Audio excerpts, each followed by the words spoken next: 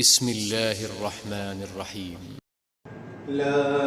أقسم بيوم القيامة ولا أقسم بالنفس اللوامة أيحسب الإنسان أن لن نجمع عظامه بلى قادرين على أن نسوي بنانه بل يريد الإنسان ليفجر أمامه يسأل أيان يوم القيامة فإذا برق البصر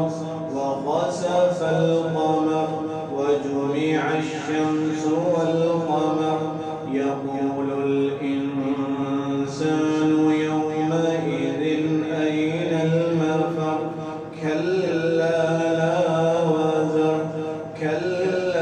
لا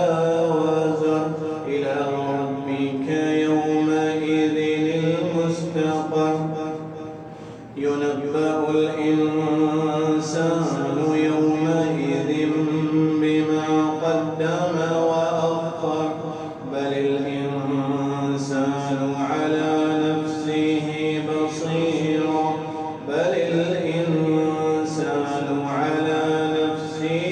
بصيرا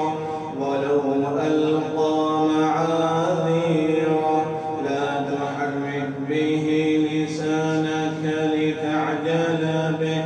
إن علينا جمعه وقرآنه فإذا قرأناه فاتبع قرآنه ثم إن علينا بيانه كلا بل تحبون العاجلة وتذرون الآخرة وجوه يومئذ ناظرة إلى ربها ناظرة ووجوه يومئذ